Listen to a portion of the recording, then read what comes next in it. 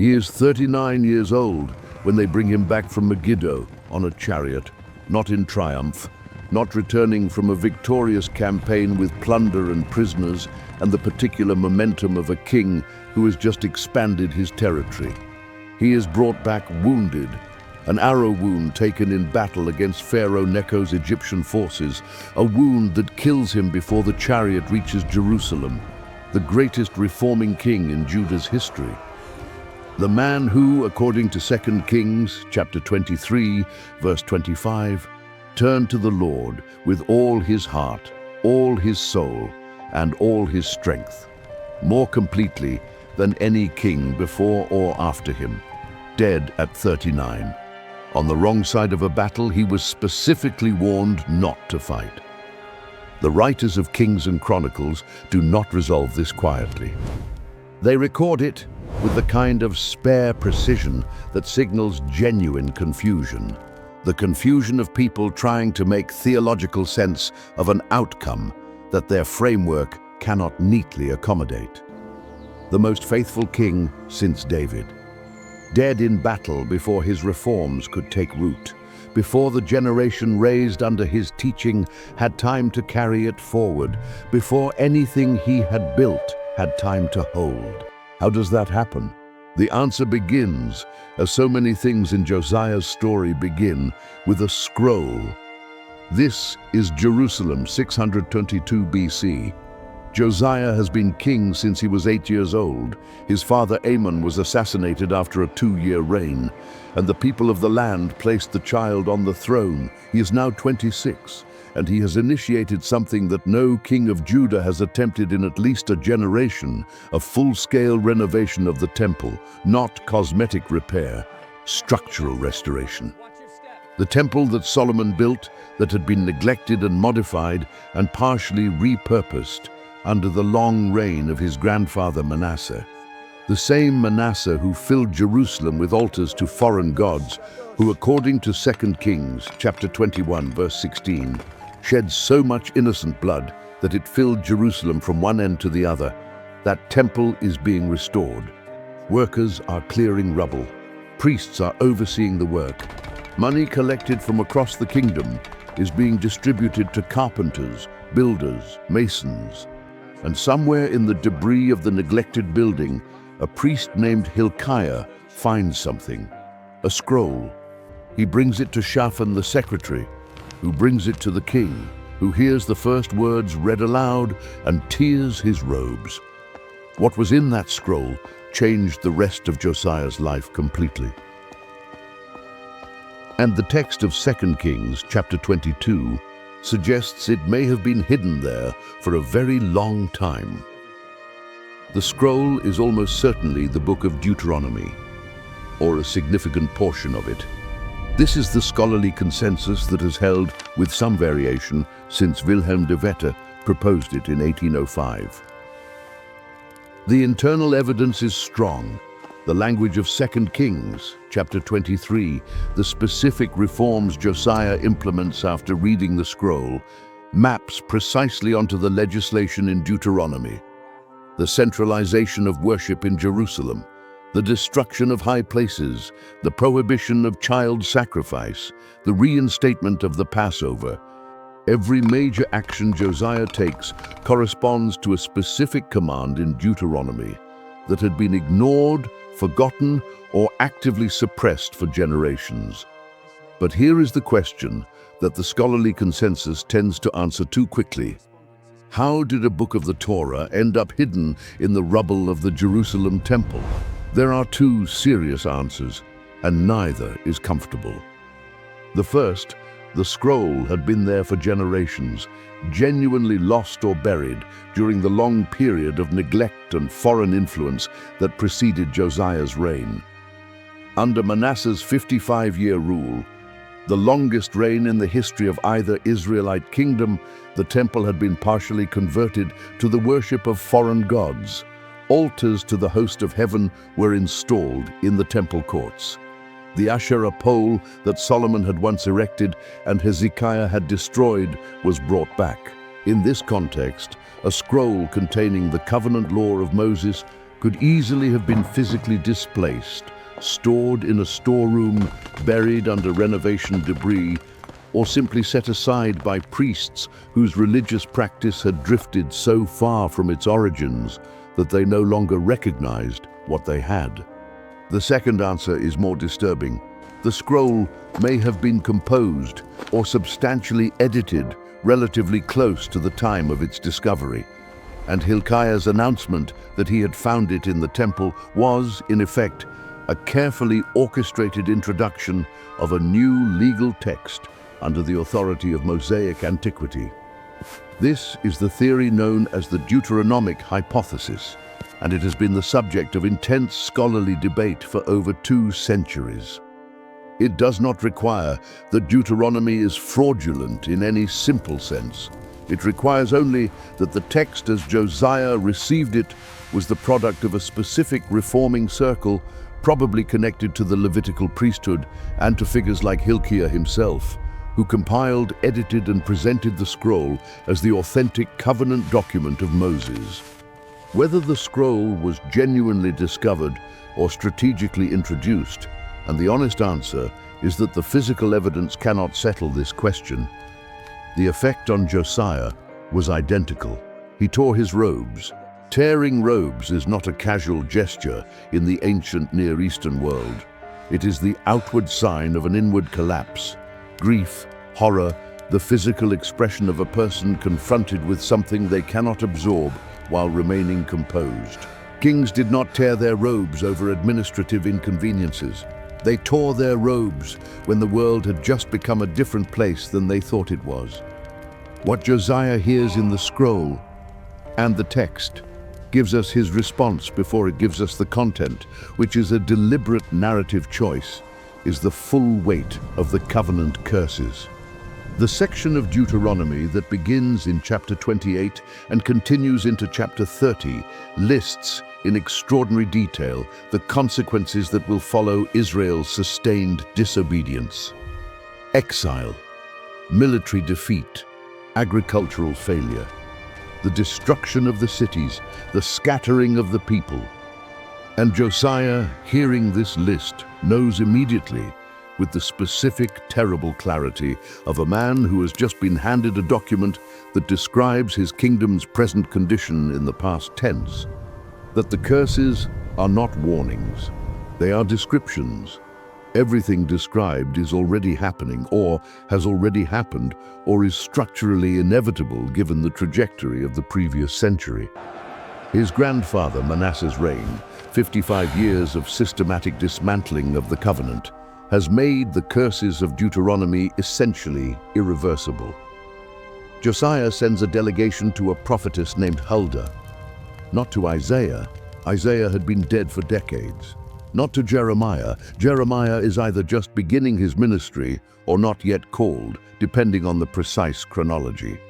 To Huldah, who lives in Jerusalem, in the second quarter of the city, and who is apparently considered authoritative enough that the king's delegation, which includes the priest Hilkiah and the secretary Shaphan, goes to her without hesitation. Huldah's oracle, recorded in 2 Kings chapter 22, verses 15 through 20, is delivered in 2 parts.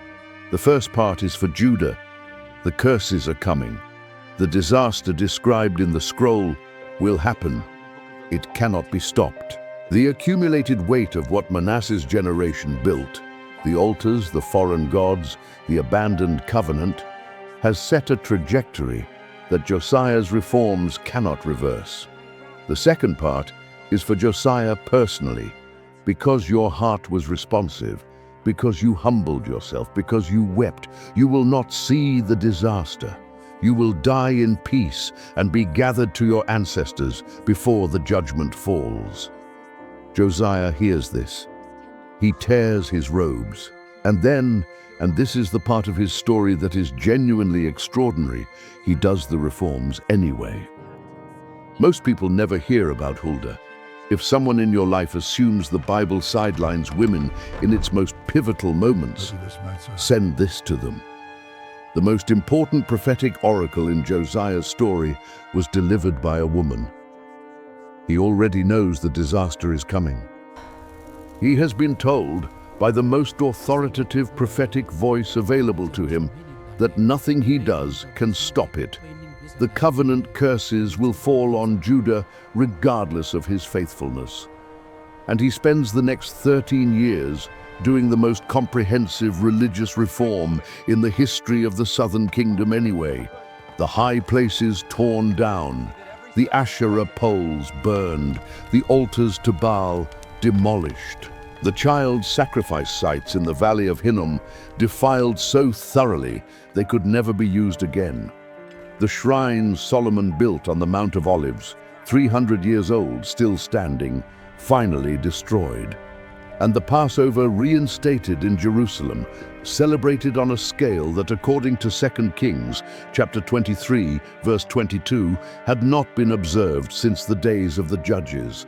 He does all of this knowing it will not save Judah. He does it because it is right. The battle at Megiddo in 609 BC is one of the most debated moments in the entire history of the Israelite monarchy. Pharaoh Necho II of Egypt is marching north through the Jezreel Valley, the same valley where Deborah and Barak had fought Sisera 5 centuries earlier, the same valley where Elijah had challenged the prophets of Baal, the same valley that controlled the most strategically significant land route in the entire ancient Near East.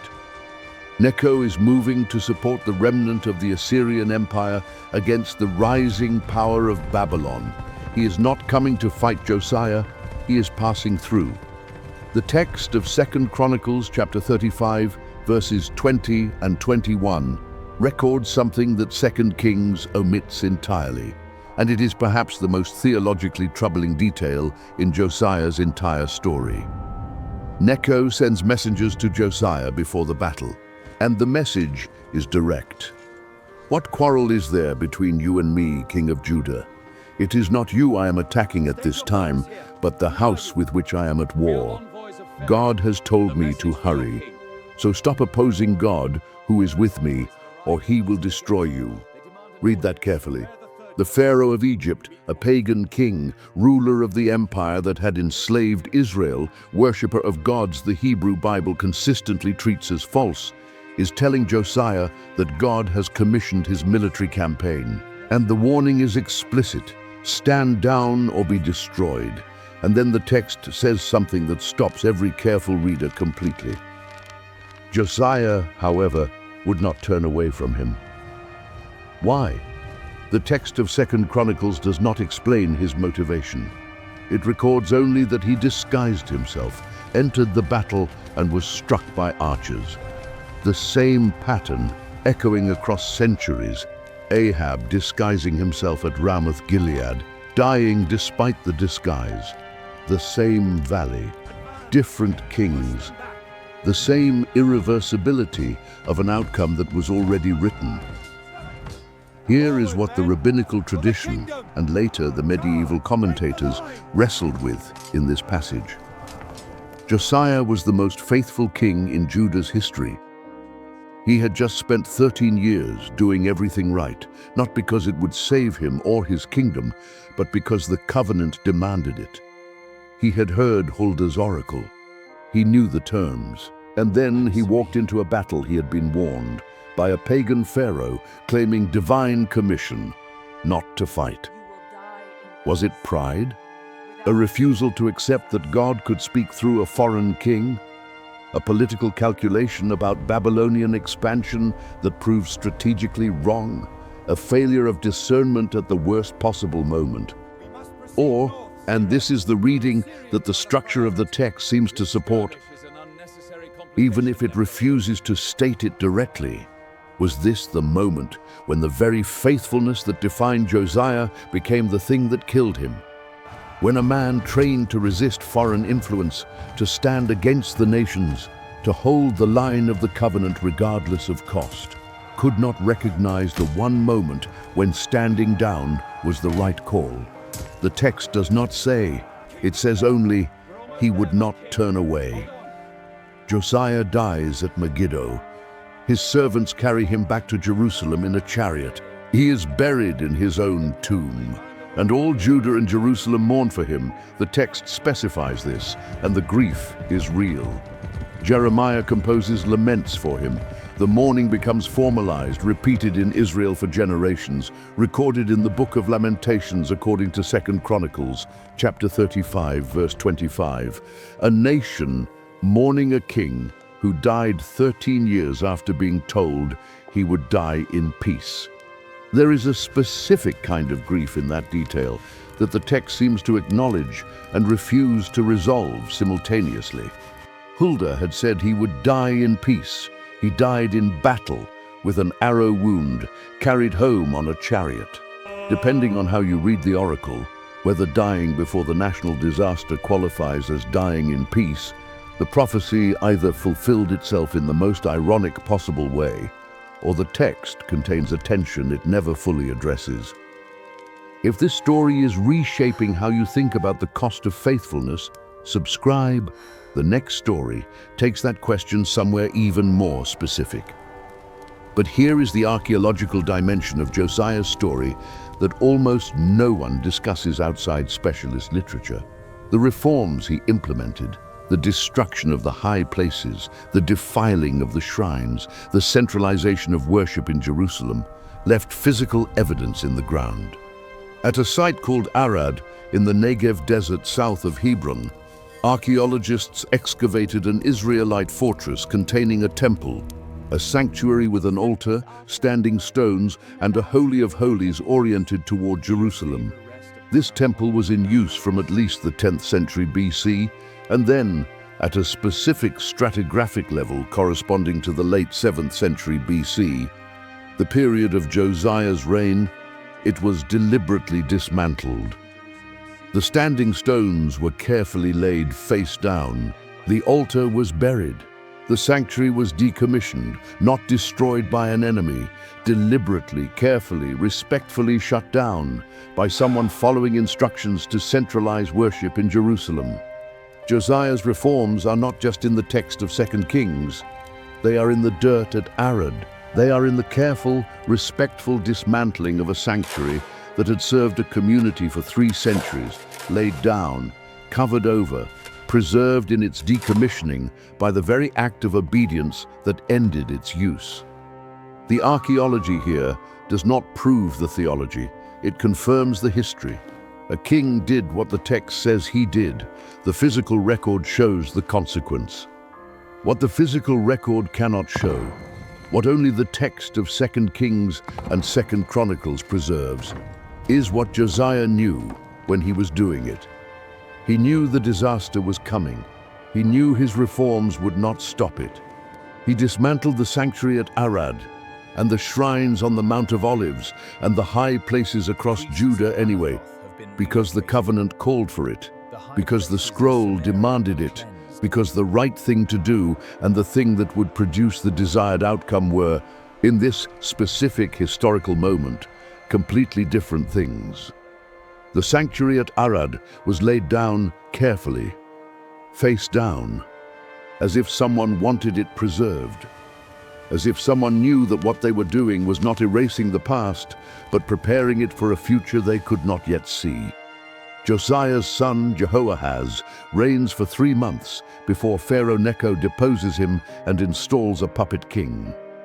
The reforms Josiah spent 13 years building begin to unravel within a generation. Babylon destroys Jerusalem 23 years after Josiah dies at Megiddo. The temple is burned, the population is deported, everything Huldah predicted, everything the scroll described, everything Josiah already knew when he tore his robes in the throne room and wept, and then spent the next 13 years doing the work anyway. There is a kind of faithfulness the modern world has almost no framework for. Not the faithfulness that produces results, not the obedience that works, that turns the situation around, that earns the outcome, that justifies itself through consequence. That kind of faithfulness has a logic everyone understands. You do the right thing, and the right thing produces the right result, and the narrative closes cleanly. Josiah's faithfulness doesn't close cleanly. He finds the scroll, he weeps, he tears his robes, he is told the disaster is coming regardless. And then he spends 13 years doing everything the scroll demands, not because it will work, but because it is right, because the covenant calls for it, because a man who has read what he read and wept the way he wept cannot in good conscience do otherwise. The sanctuary at Arad is laid down carefully, face down in the dirt, not erased, preserved, as if the act of faithful obedience, even obedience that cannot stop what is coming, is itself worth something, worth the care, worth the precision, worth the specific, deliberate attention of someone who knows the outcome and does the work anyway. What's striking, and this is where the physical record and the narrative converge again in a way that is difficult to dismiss, is that the story of Josiah is not primarily a story about success or failure in any conventional sense. It is a story about the relationship between knowledge and action when the knowledge is catastrophic. Josiah knows the disaster is coming. He knows it with prophetic certainty, delivered by the most authoritative voice available to him, confirmed by the very text that generated the crisis in the first place. He has no reasonable basis for hope that his reforms will change the trajectory, and he reforms anyway. This pattern, acting rightly in full knowledge that the action will not produce the desired outcome, is one of the most consistent and least discussed themes in the entire prophetic tradition. Jeremiah preaches in Jerusalem for 40 years while watching everything he preaches against come to pass. Isaiah describes the suffering servant who is crushed for sins he did not commit, and through whose wounds healing somehow comes. Ezekiel performs sign acts for an audience of exiles who are told in advance that they will not listen. The prophets are not optimists. They are people who know what is coming and speak anyway. Josiah is not an optimist. He is a king who knows what is coming and reforms anyway. The distinction between optimism and faithfulness, between acting because you believe it will work and acting because it is right regardless of outcome, is one the modern world consistently collapses into each other. We tend to celebrate faithfulness when it produces results. We tend to quietly reclassify it as naivety or stubbornness when it doesn't. Josiah's story refuses that reclassification. The battle at Megiddo remains one of the genuinely unresolved questions of Josiah's narrative. Why did he go? The text does not say, and the silence is not a gap to be filled with confident interpretation. It is the writer of Chronicles acknowledging in the most honest way available the silence of non-explanation, that this is a question without a satisfying answer. Great men make inexplicable decisions. Faithful people die in ways that contradict the promises they were given, or fulfill them so ironically that fulfillment and betrayal are indistinguishable. The most carefully reformed kingdom can unravel within a generation of the reformer's death. These are not theological problems to be solved. They are features of a world that the biblical writers document without flinching and without resolving into easy comfort. Josiah died at Megiddo. Jeremiah wept for him. The mourning was real, and the disaster came anyway, exactly as predicted 23 years later. The scroll found in the temple rubble, whatever its precise origin, however it arrived in Hilkiah's hands, changed a king. It did not change the outcome for the kingdom, but it produced 13 years of the most thorough covenant faithfulness the southern kingdom ever saw. It produced a Passover celebrated on a scale not seen since the Judges. It produced the careful, respectful decommissioning of sanctuaries across the land, face-down stones at Arad, preserved in the dirt, waiting for the archaeologist who would find them 26 centuries later, and confirm that someone, in the late 7th century BC, had done exactly what the text of 2 Kings says was done. The scroll produced all of that. Not salvation, not the reversal of trajectory, not the outcome Josiah would have chosen, but the record. The faithful, specific physical record of a man who read what the covenant required and did it, knowing the cost, knowing the outcome, doing it anyway. The question Josiah's story leaves is not about him. It is about the scrolls you have already read, the truths you already know, the things you have wept over and torn your robes over and been told by some version of Huldah's voice in your own life will cost more than you expected and produce less than you hoped. What do you do with what you already know? Josiah's answer was, you do the work, face down, carefully, as if it matters, because it does. Type, the scroll found me, if this story landed in a place you weren't expecting. Type, knew Josiah, if his story was familiar but the Megiddo question hit differently. Or type, still at Megiddo, because sometimes the hardest part of the story is not the scroll. It's the battle you were warned not to fight and fought anyway. The next story in this series follows a prophecy written 700 years before its fulfillment, and the specific details that made the skeptics stop arguing, come back for it,